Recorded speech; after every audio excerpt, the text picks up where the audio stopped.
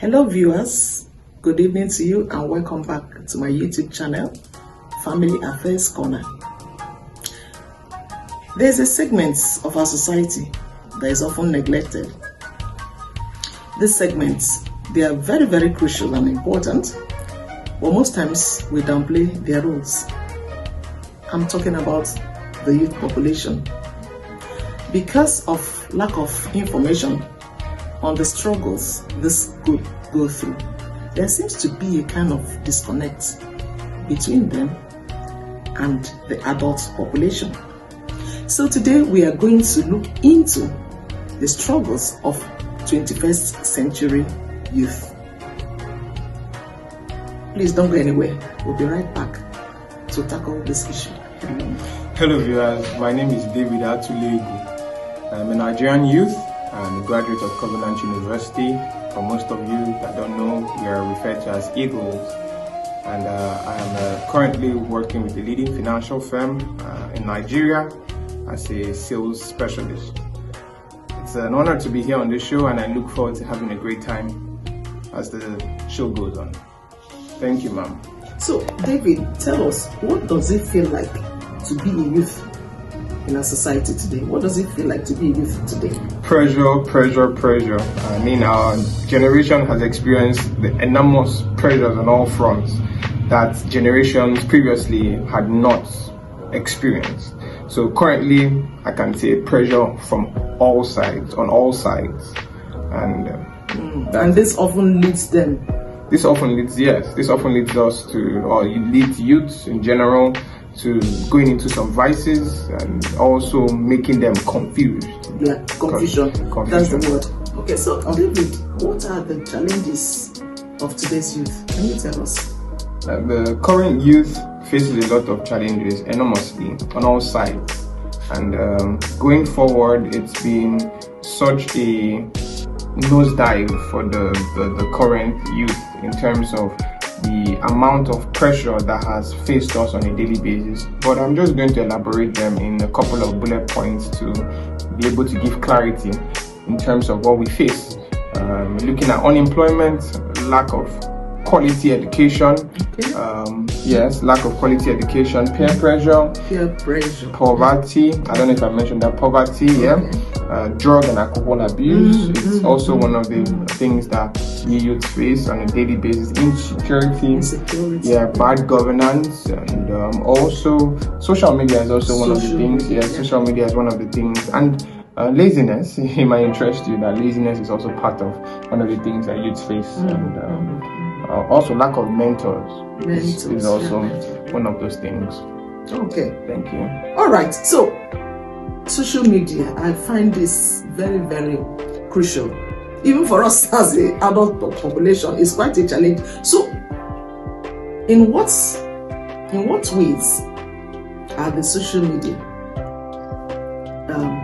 influencing the youth? Okay, currently we have lots of social media networks that are staring us right in the face, and it's creeping up every day.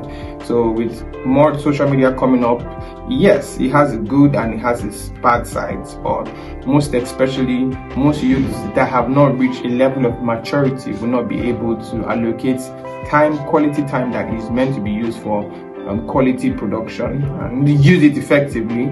But because of the amount of social media networks that are everywhere, it becomes really hard to focus on a particular kind of thing, and the distractions that come with it on a daily basis.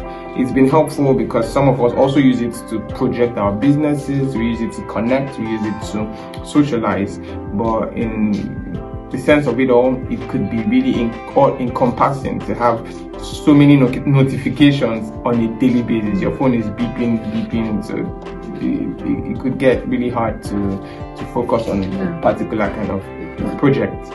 Yeah, it could be quite challenging, even for us as the adult population. If you are not careful, you get distracted so much by the social media. So it calls for restraint. So how can we as parents be of help to see that social media does not really negate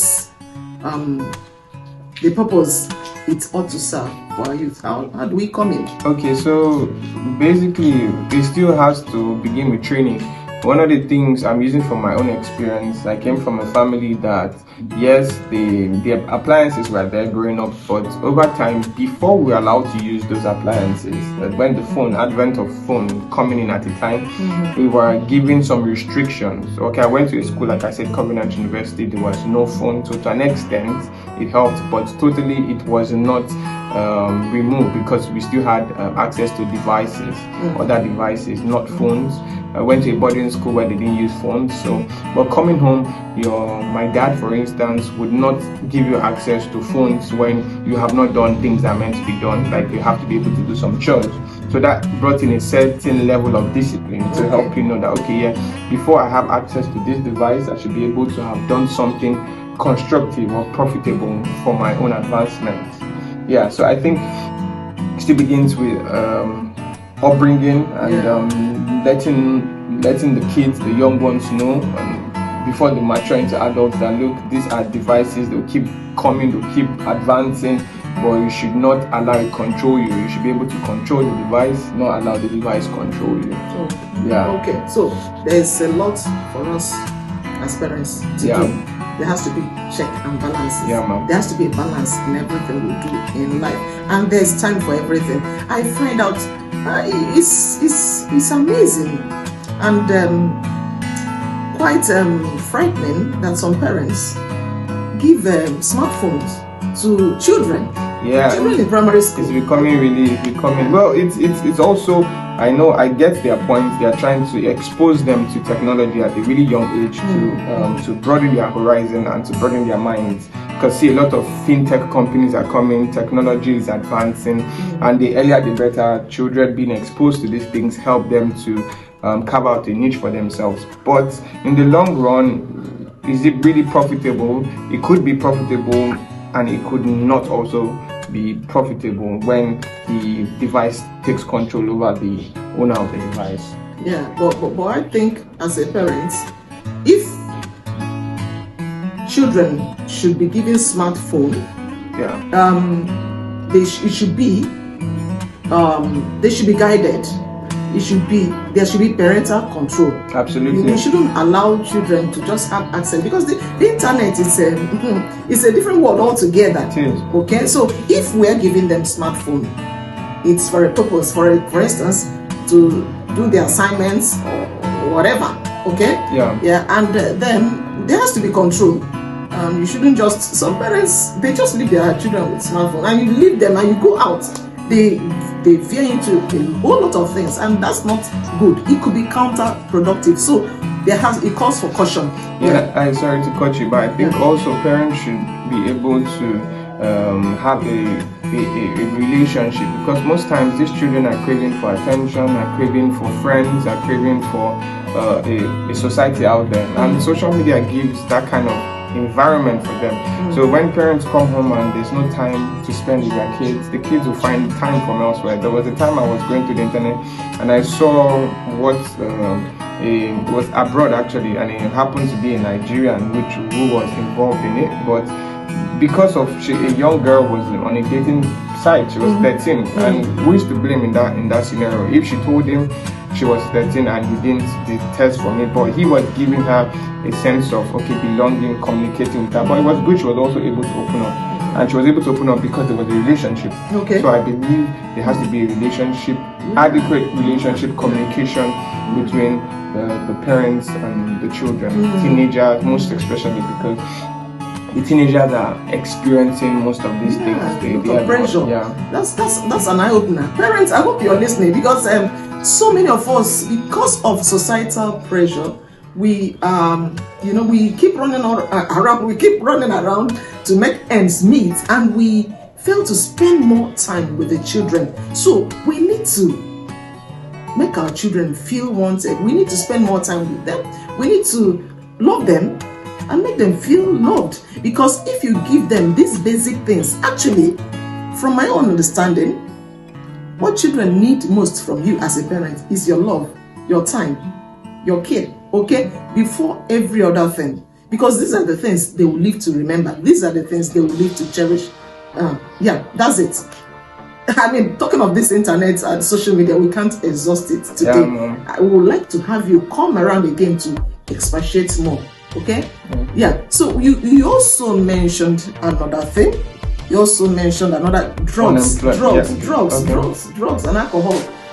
What can we do as a what's okay? No, let me not get ahead of myself. What is the impact of drug? What are the effects of drug and alcohol on our youth? Yeah. Okay, so thank you. This is also one of the things that is really affecting the society. Looking at things, for instance, we're taking Nigeria as a case study. Yes, the advent of drug and drug abuse, alcohol has been enormous on the society, and it's really taking a bad shape. It's not obvious yet to some people, but it's taking a bad shape. Looking on all sides, from the entertainment industry, they have not helped it easier. They have not made it easier, and also drugs have been able to come into the society through these youths don't bring the drugs. We have people that are in positions of authority, and they are the barons that bring most of these drugs. They are able to also bring in some alcohol, making alcohol so you can produce it anywhere, and most times it's even fake alcohol they're bringing into the market. So over time, because of the lack of that love, the lack of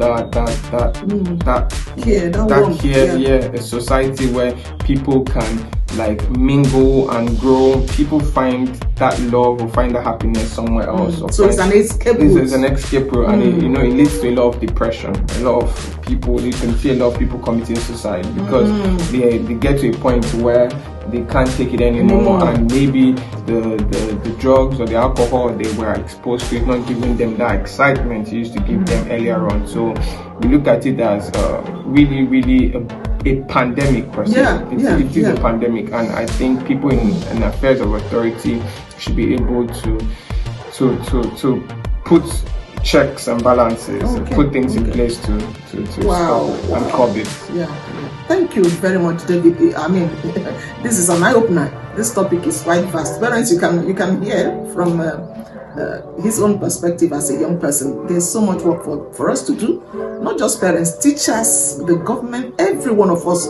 We need to put hands. We need to join hands together to ensure that we salvage our youth, to ensure that we have a crop of youth that we will be very proud to leave our legacies for. Even as we move on. Okay, so there's a whole lot for us to do. We are going to have you come back again because we have not even scratched the topic. But honestly, it's been quite exciting and interesting. Thank you very much. I'm praying that this will bear fruit. It will bear fruit by the grace of God. So, David, it's been a pleasure having you here. Thank you very much. Viewers, we are going to end it here for today. It's been exciting on this program today. I've actually enjoyed every bit of it. Please don't forget to tune in next week for another edition of Family Affairs Corner. Until then, I pray that the peace of God will encompass you in Jesus' name. Please don't forget to like, subscribe, and share this video to make someone's life better. Good day and God bless. Shalom.